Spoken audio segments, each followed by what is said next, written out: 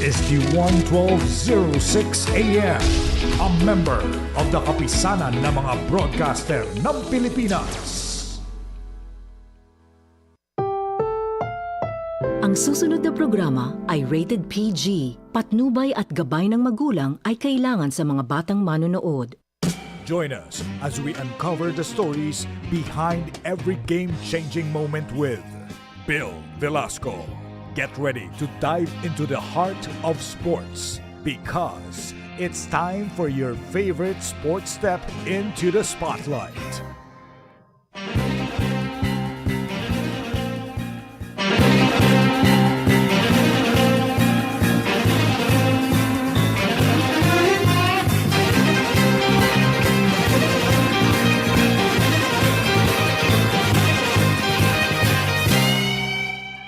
Isang napakagandang umaga po sa inyo lahat, teammates. Ito po ang Hardball with Bill Velasco. Ang oras po natin ngayon, 11 o'clock eksakto. Ngayon po ay Martes, April 14, 2026. You're tuned in to Hardball with Bill Velasco. Mamaya makakapanayam natin live dito sa studio ang 6-time National Table Tennis Champion na si Ernesto Ebuen. This is Hardball with Bill Velasco. Siya rin ay CEO ng Ping Pod at pag-uusapan natin kung paano nakakatulong ang teknolohiya sa ating pag-schedule at paglalaro ng iba-ibang sport. This is Hardball with Bill Velasco.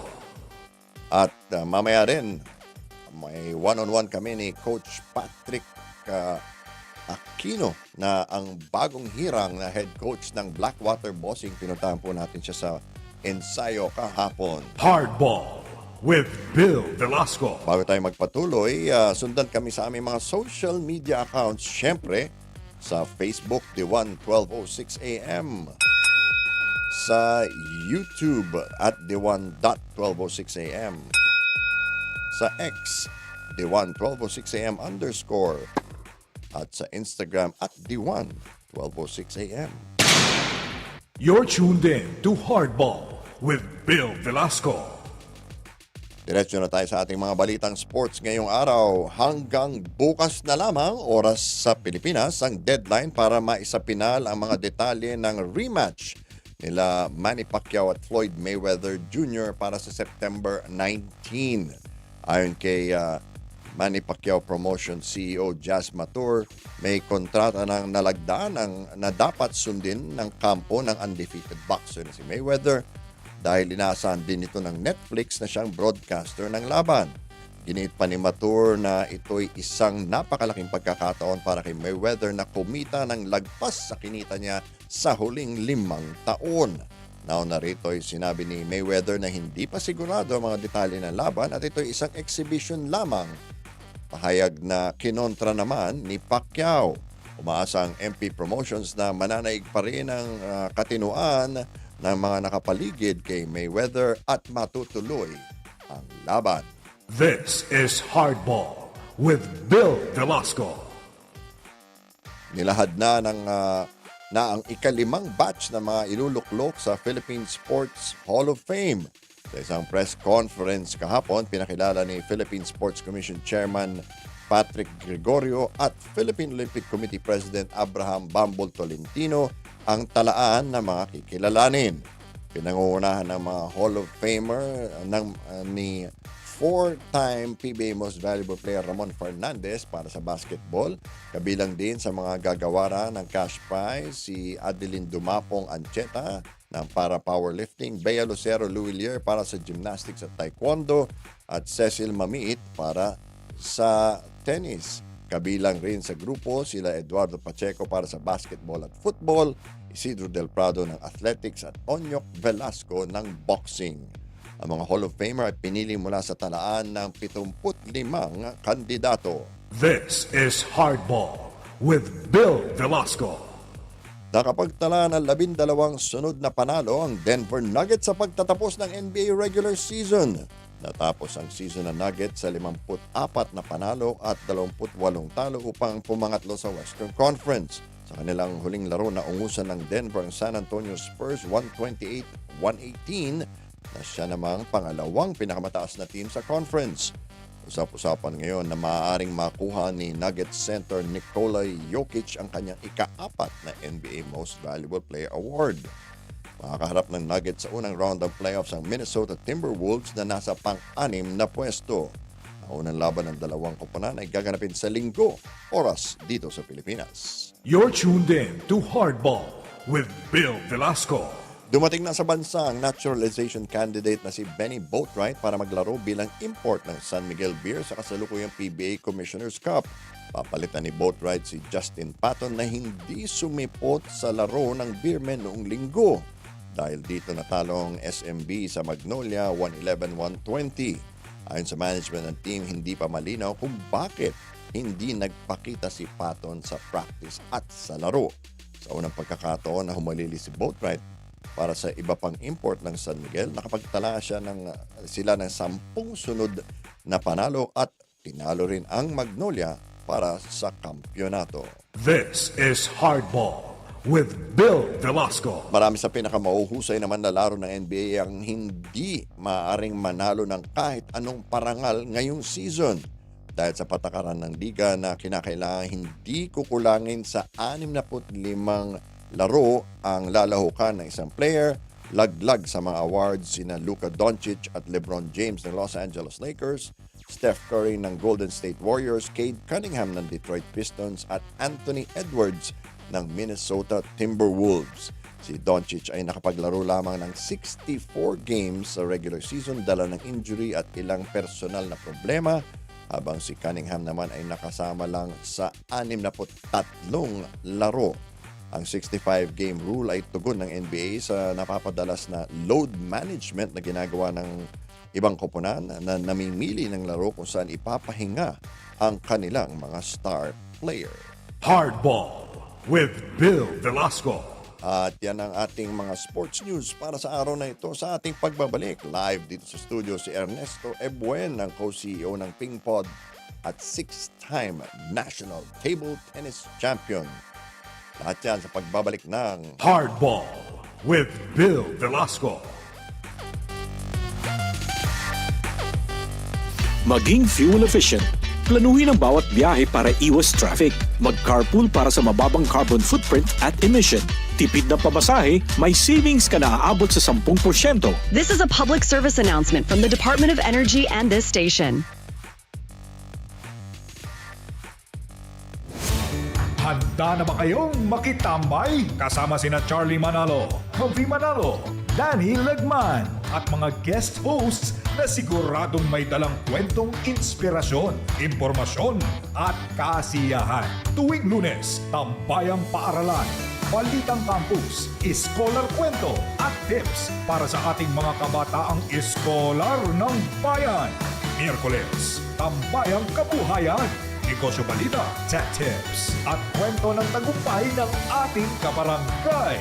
Biyernes, Barangay Talk, Usapang Bayan at kwentong party list. At tuwing Martes, 5:30 to 6:30 p.m. LGU Special, serbisyong publiko at proyekto para sa mamamayan. Barangay 13. Lunes, Miyerkules, Biyernes, 2:30 to 4 p.m. At Martes, 5:30 to 6:30 p.m. Dito lang sa DWAN 1206 a.m. Sa bawat pag-alis ng isang OFW, may pangarap. Pero may takot din. Takot na sa pag-uwi. Wala pa ring kabuhayan, walang kasiguruhan. Pero nagbago ang kwento. Sa pagsisimula pa lang ng Department of Migrant Workers, maliwanag ang direksyon ni Pangulong Ferdinand Marcos Jr. Itaguyod ang National Reintegration Program.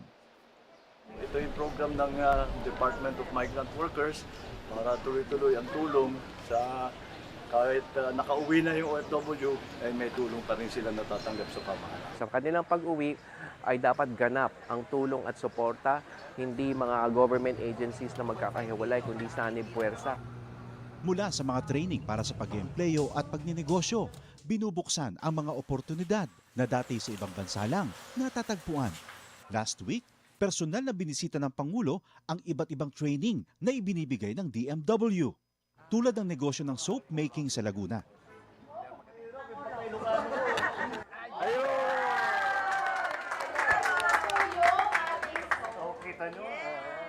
Isa ito sa mga negosyong ngayon nagbibigay ng bagong kita at bagong pag-asa sa ating mga OFW. Isang dating seaman, chef at housekeeping staff. Ngayon, mga negosyante na.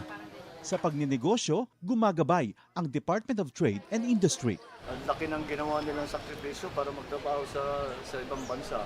Tinatawag natin silang bagong bayani. Tapos dapat naman, pag uwi nila, mayroon din tayo may tulong sa kanila para patuloy naman ang kanilang anak. Sa buong bansa, tuloy-tuloy ang trabaho. Isa-isang inaayos sa mga bagay na nagpapagaan sa buhay ng mga Pilipino. Ang pag-uwi para sa mga OFW, hindi nakatapusan, kundi isang matapang na simula para sa ating mga bagong bayani.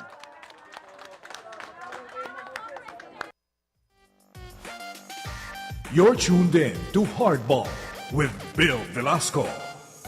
At sa pagpapatuloy ng ating programa, kasama natin na live dito sa studio si Ernesto Ebuen, na 6-time na National Table Tennis Champion at co-founder ng Ping Pod. Welcome to Hardball, John. Thanks. Thank you for having us. Alright.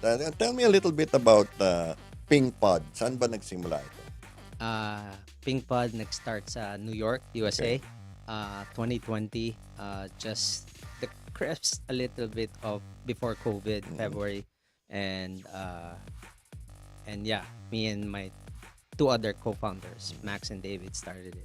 What's the philosophy behind it? What is the service that you render? So basically, we wanted to innovate the sport of table tennis. Okay. Table tennis is quite a very long-standing sport, not only in the Philippines but Yes. also all over the world. So we wanted to innovate it, and with this time of age, the very first thing that came to mind for us about innovation is table tennis plus technology. So we wanted to make it more accessible to everyone, and by doing that, we thought that we wanted to incorporate technology by providing a reservation platform wherein you don't need to make a phone call or email. You just need to have like that our app, and you play any time of the day.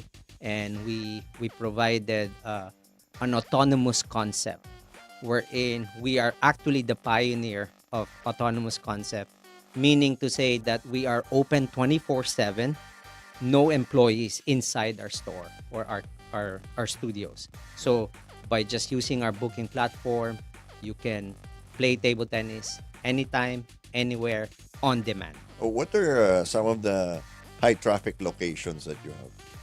Definitely New York. Okay. New York City being the very dense, high demographic, populated.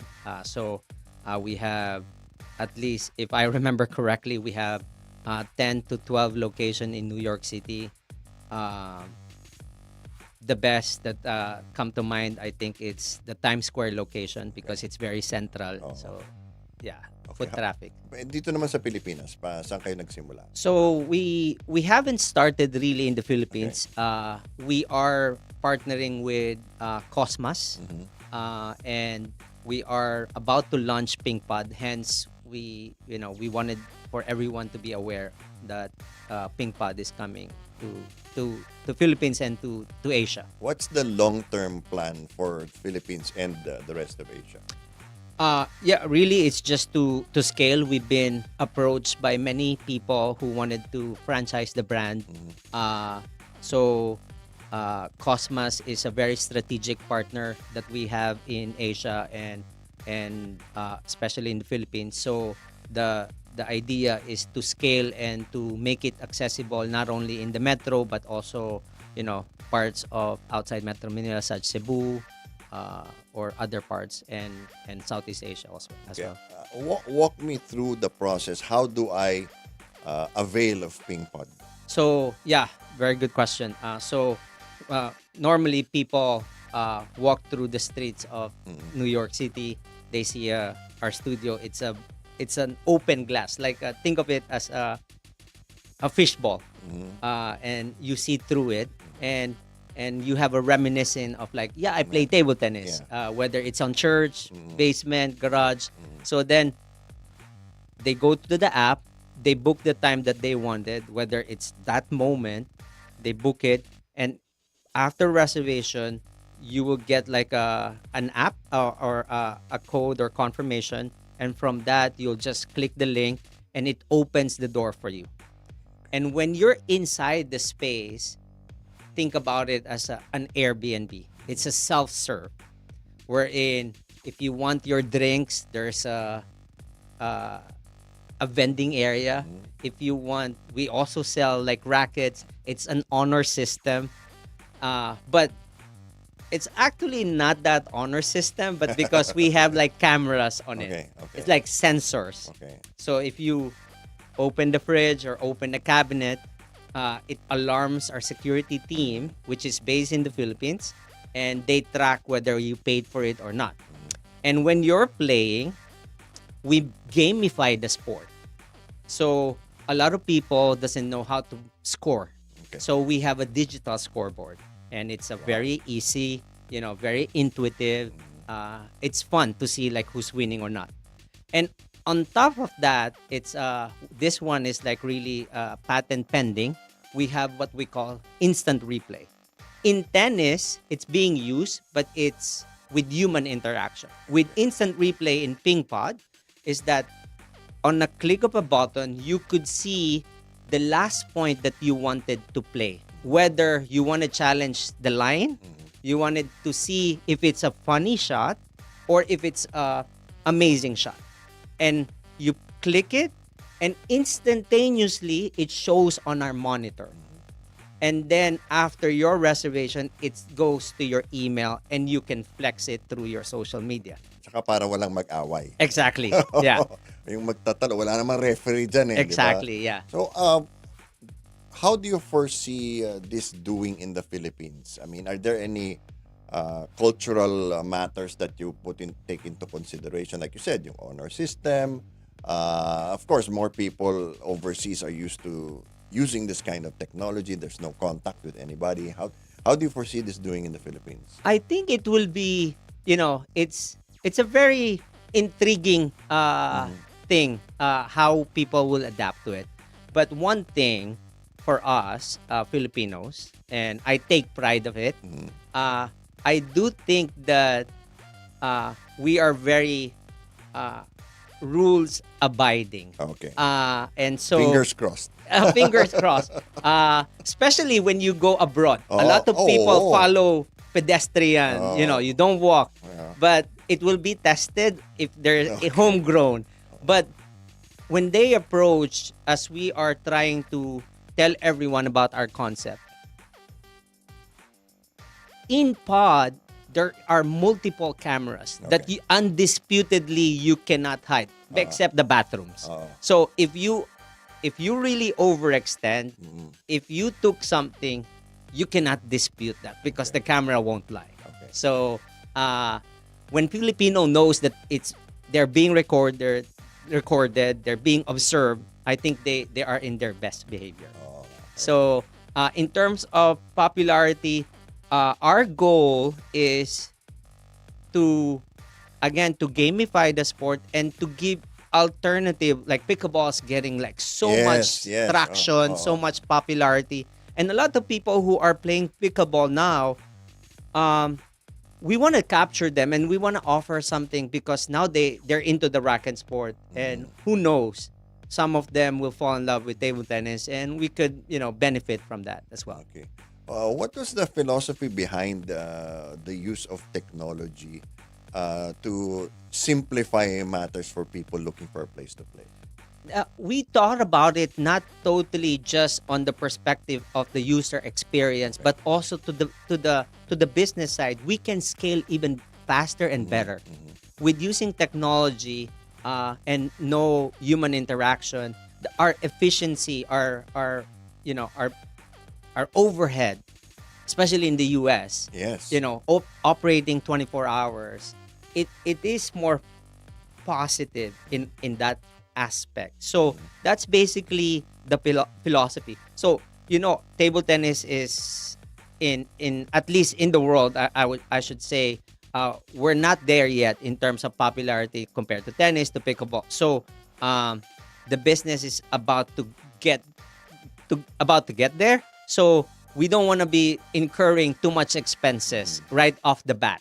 So technology is a tool for us to be able to stay lean, to stay efficient, and to be able to scale at no other cost in the future. How do you select locations? Because some businesses, they pick a place that's near a school or near a call center. How do you select locations for Ping Pod? Oh, Bill, you have like amazing questions. I Yeah. think you did really good research here.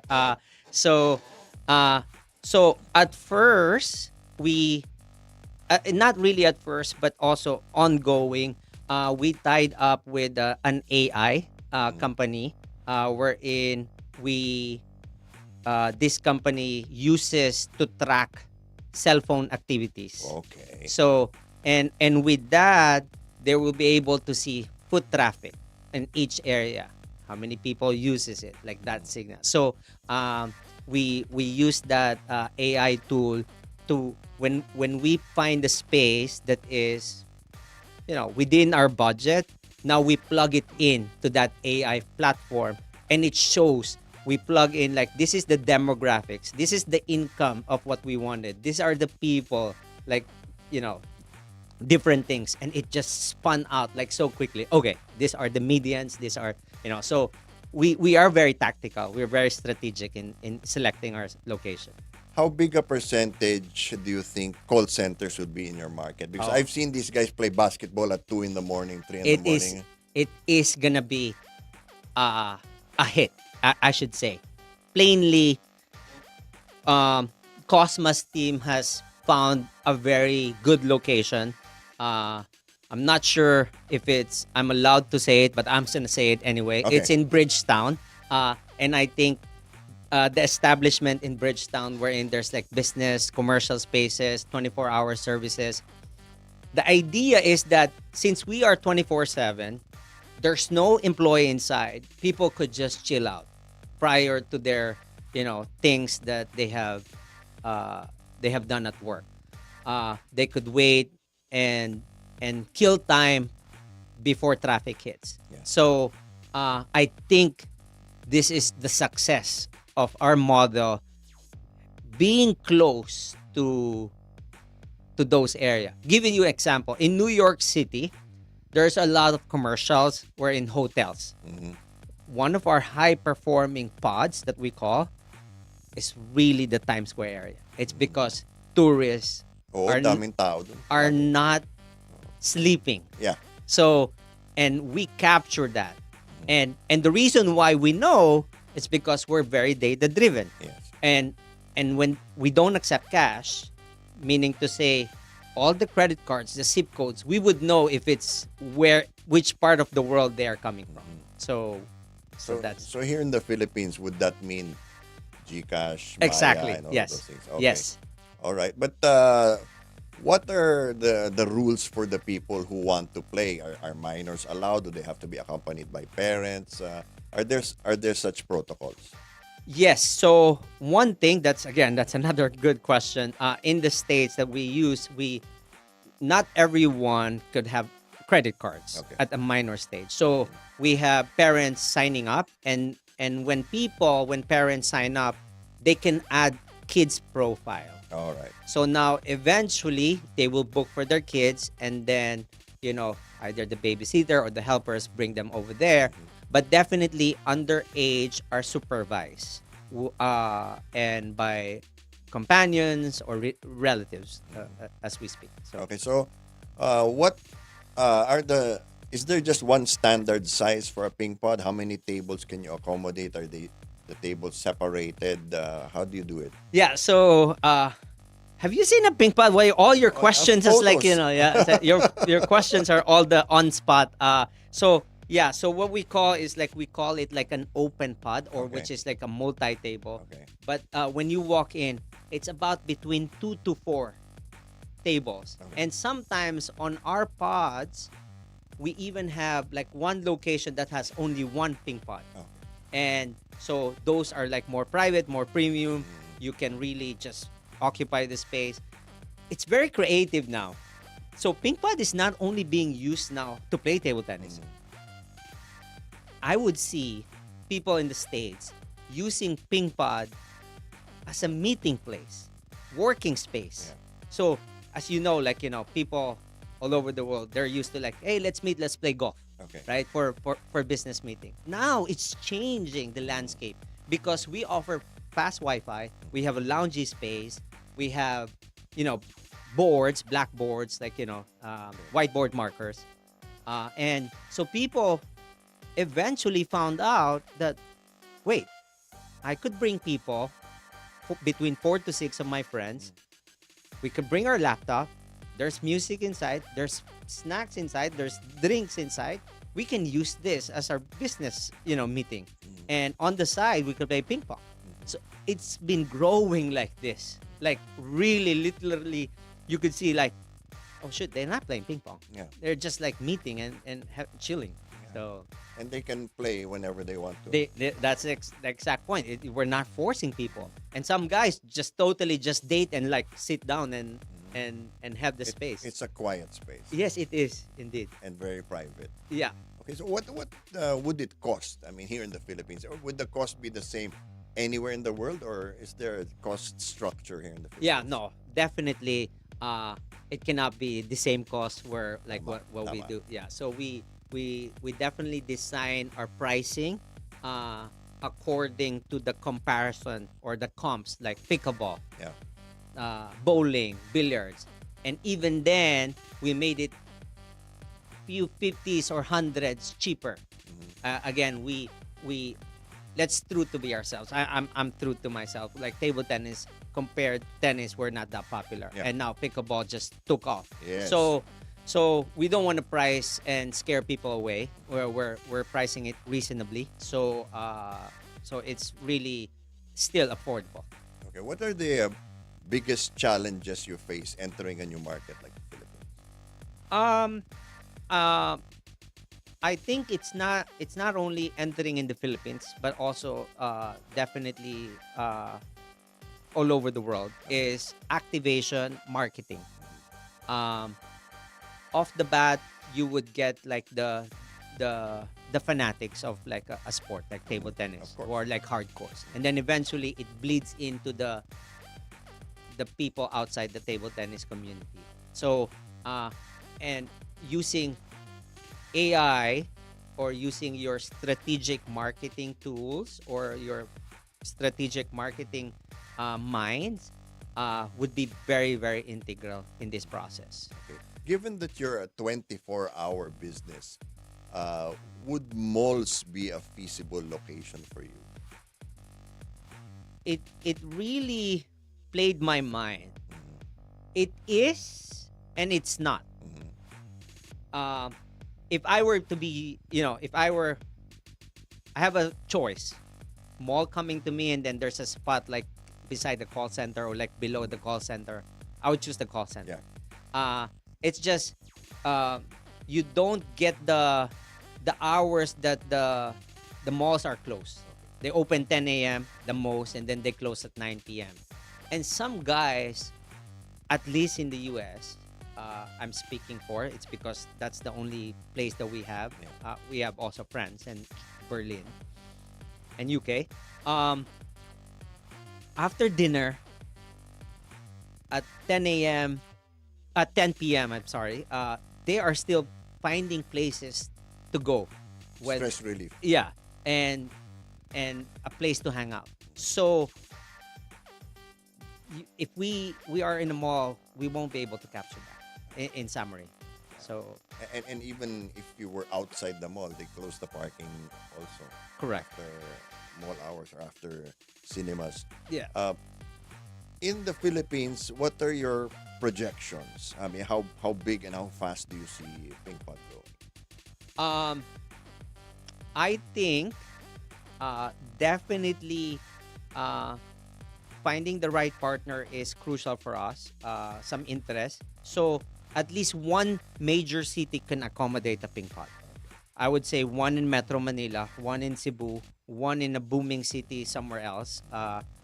It can accommodate one ping pod per big city. What are the demographics you're looking at? Is there a typical ping pod client? So, in a given 24 hours, there are different demographics. Great. The mornings are the retirees, Yeah, okay. The older people. the seniors. Yung wala ng trabaho. Yes. So, who are retired. Bleeding into the afternoon, now you get the kids, the after-school programs, and then after working hours, now bleeds into the professional people outside. Play the 8 to 5 hours, and at nighttime you get the younger generation who's trying to look for like experiential activities, and on the weekend it's just like all over the place. So, but yeah, it basically formed itself to pockets of times. So and that's how we are looking at demographics. Okay. Since you're first to market, do you foresee having any competition in the future? We definitely saw some copycats all Okay. over the world. Oh. And that's a statement that we're doing something good. Okay.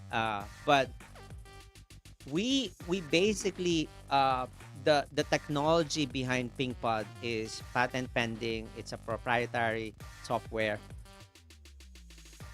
They, of course, everybody could come to the business, right? Like, I'm not gonna say, but it would be harder for them. Yes. The moat is already established. Yeah. The brand is already there. The infrastructure is Yeah. there. Oh. So, I would say they can, but to execute, to scale is a different thing. Okay. Why is table tennis so meaningful to you? I mean, as a player and now as a business. So, table tennis, one is very close to heart. It Okay. played a very integral part in my life and in the family. I came from a family that is a very, I would say below the average. I was able to go to school. I was able to get myself to where I am plainly because of table tennis. And of course, the support of the family. Nothing more. No money, nothing, no backing. Of course, my family, my parents works in markets selling fish, and we don't even own the stall. We're just Sa palengke. they're just working for somebody else. So I was able to do all of this, able to help the family, able to bring the family to the US because of table tennis. Like literally all of because of table tennis. So my passion exceeded not only because of the business, it's because I really wanted to grow the sport. So I'm in it. Of course, I need to put money on the table for the kids, for the family, but I'm in it to increase the awareness, to increase the popularity, to increase, that there is something special about this sport. Okay, but given that, no, I mean, we're talking business, we're talking use of technology.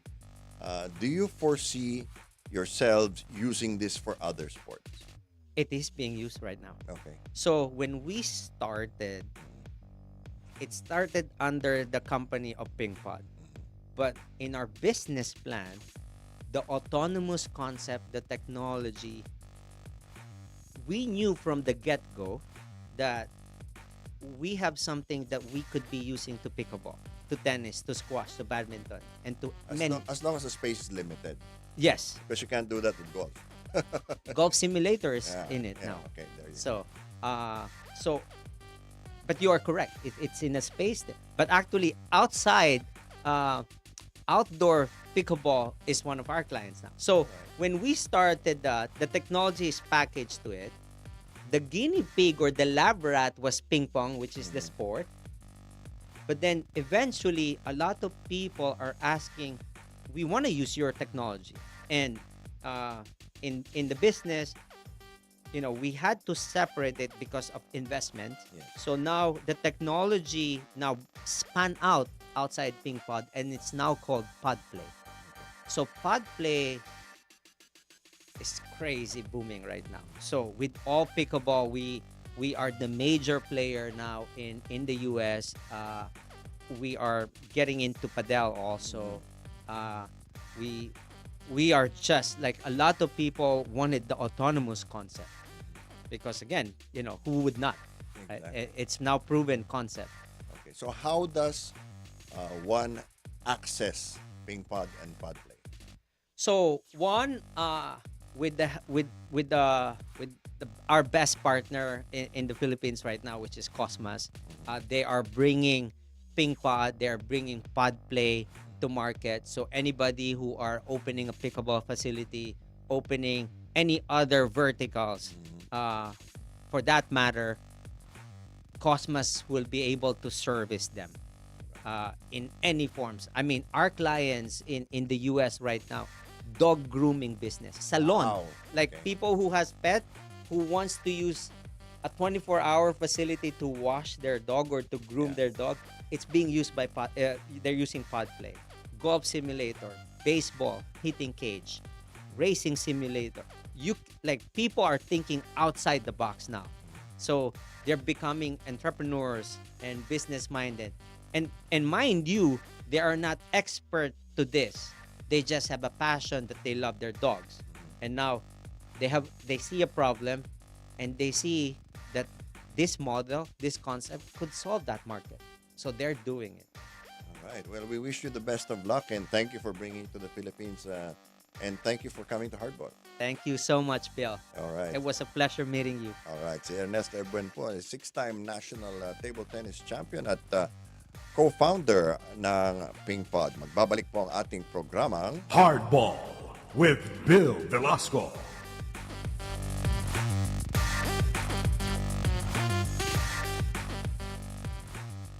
Umani ng kaalaman sa bawat usapan.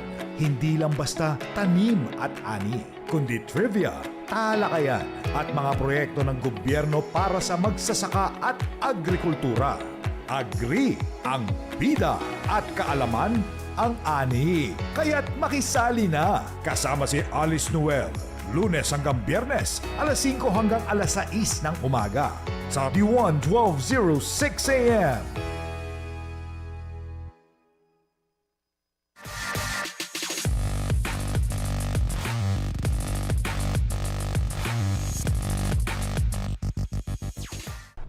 ano pa ba ang kailangan ng team natin, lalo na sa 5-on-5, para umangat pa sa susunod na level? I think a naturalized big guy Okay. it's much be a better fit for us. I think we have the best point guard already. We need more shooters already around. But again, the experiences is there already. They know how to play together, and they know how to play against high level. And you have team. a lot of talent on Yeah, the team. so I have a talent already, a big pool already. So not like before that, I really had to go everywhere. Yeah, I remember. So now that we have that pool, I think the next coach who's gonna be it have a big potential of getting to where we want to be. Coach Pat, taking over Blackwater Bossing, what are some of the things that, from your perspective, na kailangan mo i-address? Well, first of all, that perspective is to change the perspective of the team itself, the culture. Okay. I think the bad perspective of having players here and then going to other teams but again, for the past 3 years, the draft that we had is still here. Okay. So it's just that we want to change that perspective and get it to a winning culture. So that's one of the things that I need to really do, and hopefully I can do it. What are some of the things you'll do to shift the mindset ng team? Siguro just having fun playing here. I think we're a big family here, and making sure that they're having fun and working harder every day, and making sure that their focus is just winning and not focusing on that they're going to be traded or they're going to be dropped. So I guess that that winning attitude has to be worked on every day, and I think being together and having fun and enjoying what they do is the first step doing that. Do you think you have the pieces you need to go make a deep playoff run? Yeah, I think so. We have the top three picks in the past 3 years, and with Cedric, Christian David, and now with Dal Panopio, I think with those three we have pieces that we could build on, and with an import right now with Robert Upshaw, I can imagine that we could do some runs, and hopefully with the help of the other locals, we can make a little bit of some magic, So we just hope that we just have to work on it. Okay. Well, ano naman, is the team all on board naman? Oh, as of the past 2 days, we're all on board, and I think they're all smiling now, having to just play on what they have, what they do, and all the talents. I told them that you have the talent, that's why you're here. So you have to show it, and as your new coach, and how I manage players is that just bring out the best of you all the time. Yung moral naman ng team, kumusta?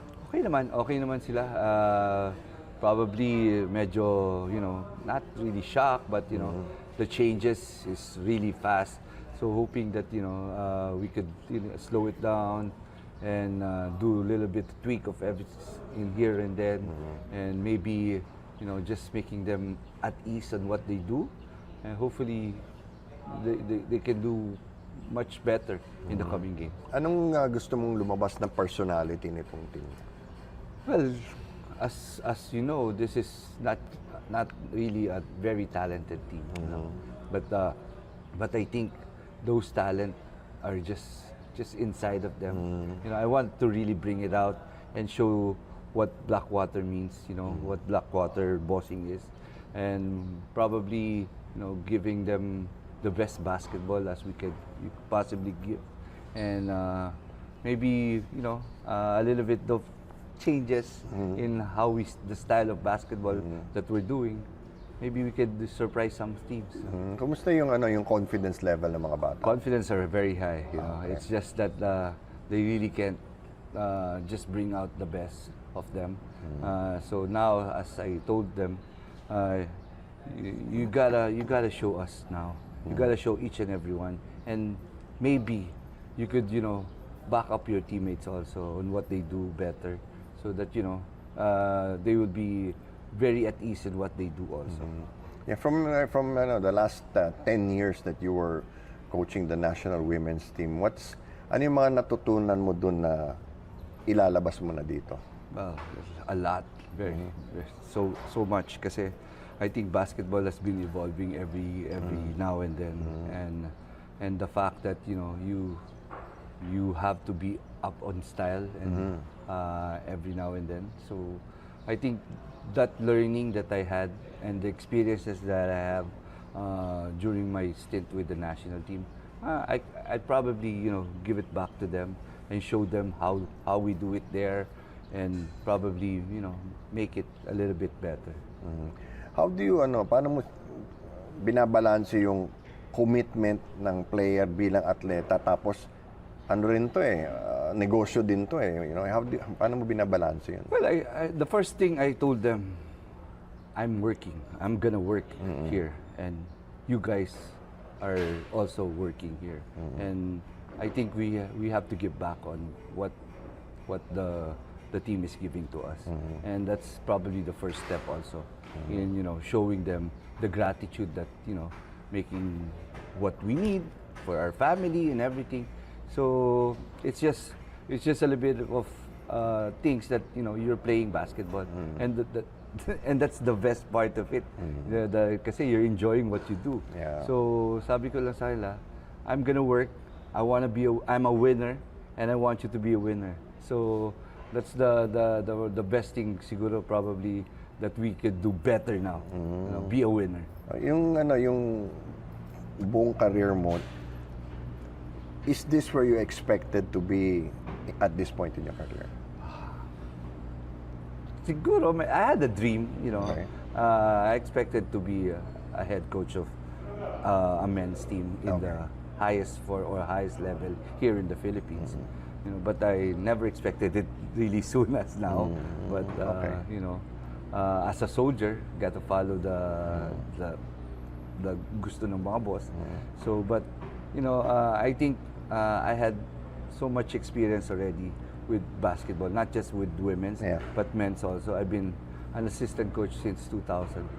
And you were a player before that. And I was a player before here in Everbillen. So that's why if you think if it's the time, I think it's time for me to step up. Okay. So, as a coach, syempre, ikaw ang nagtuturo sa mga bata. Anong kailangan mo pang matutunan? How do you expect to get better as a coach? Siguro one thing is I do before is learn from them also. That's how I work. I give my piece and then I see what they do, and so that's why it's not just me all the time. It's the way we work together is how I learn from you and you learn from me. Ngayong ikaw nang nagpapatakbo ng team, gaano katagal sa tingin mo ang magiging transition or adjustment period? Well, I hope it's the quickest Kailangan, di ba? But it take time. I know it's very tough. A tough situation for us right now, especially that I'm just getting in and then we have a game in as early as Tuesday, and with a tough team like Talk and Text with the legendary coach John Reyes at helm, and just excited also for the team to see the new look of the team, and hopefully we give a good run on the next game. Ito yung unang pagkakataon na mag-head coach ka na ng Blackwater, tapos nagkataon pa na unlimited yung height ng mga imports. Ano yung mga kakaibang challenges pag ganyan? Well, again, the familiarity. It's just the familiarity of the players coming in, the imports also. You really don't know them that well. Not like when it's an all-Filipino conference, you know everybody already for the longest time. So, but now that you have different kinds of imports there, we need to really define their playing game, how they play, and of course how do we mix with the locals. So maraming factor, but we can manage it. Okay. Anong marching instructions sa iyo? Anong goals mo for this conference? I think is try to win as much as we can. Okay. That's the first part. But then again, sabi ko nga, try to change the culture, change the perspective of how we look outside of the team, and just have some changes. Have some changes that we're gonna be winners now. We're not just gonna be playing all the time as a member of the league. We need to do some magic. I think that. Malaki bang pagkakaiba ng pagiging coach ng men's at saka women's? Not really. I think when I was asked about that, sabi ko nga, the only thing that differentiate is that the women's, when you teach a women player, is that they parang nakikinig muna siya sa'yo before they do anything. Here, men's would show you what they can do before they listen to you. But that's the way it is. But I think it's just the same. The way you coach is about having that communication with your players, and having to understand how they feel also going to the game, because you're not the one playing, but they're the one playing. So it's how I feel that the communication is a very big factor, and how they want to play with you, how they plan to, you know, play with everybody. Okay. Yung mga naging player mo sa women's team have done very well sa 3x3, no? Yung silver medal, historic medal sa FIBA Asia Cup. Ngayon pasok sila sa World Cup sa Poland. Ano yung mga nagbago doon sa 10 taon na hawak mo yung women's program? They got their confidence. They got the experience already. I think that's one thing that I've been wanting before with them, that to get the more games, more experiences, and having to play them. You know, having to know that they can match up with the level of competition. It's a great feeling for a player. So that's why maganda yung experiences sila Afril, sila Casey, si Jack, that been playing abroad already, and also na dumarating yung mga films that been playing in the NCAA with the experience of playing in the March Madness and all of those things na talagang very fun to watch, and you know, just having that proud moment that you coach them, and you know, having to be together all the time. Oh. Ano pa ba ang kailangan ng team natin, lalo na sa 5-on-5, para umangat pa sa susunod na level? I think a naturalized big guy Okay. it's much be a better fit for us. You know, I think we have the best point guard already. You know, we need more shooters already around. But again, the experiences is there already. They know how to play together, and they know how to play against high level.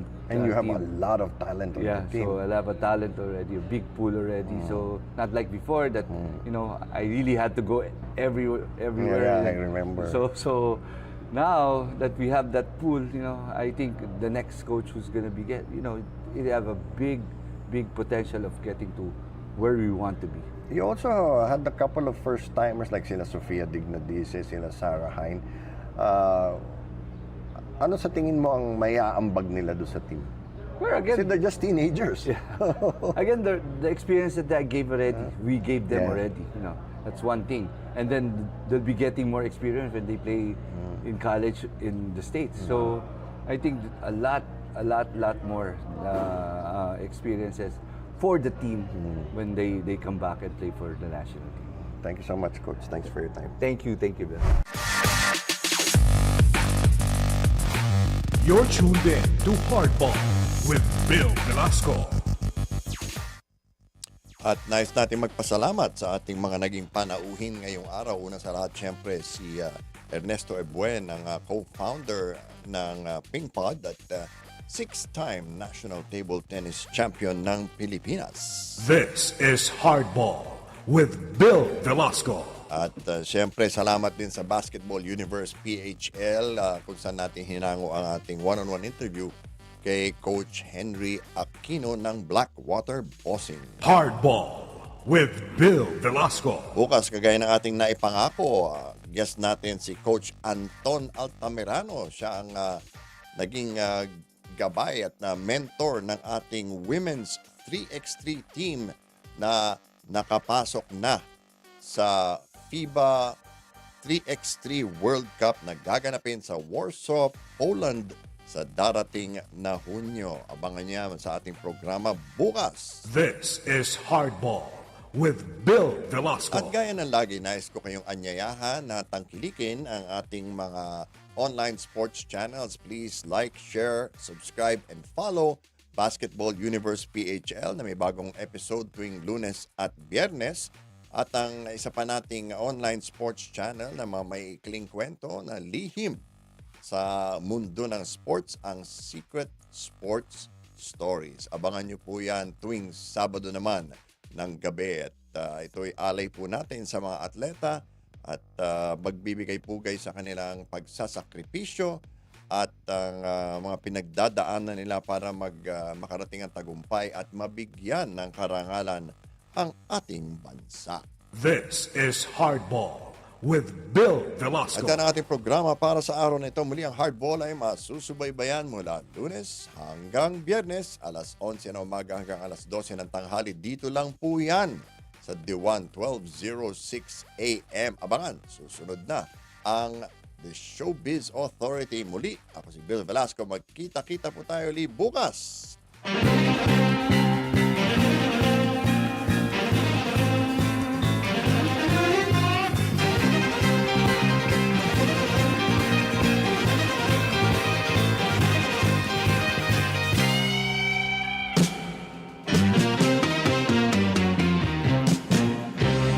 This is Hardball with Bill Velasco.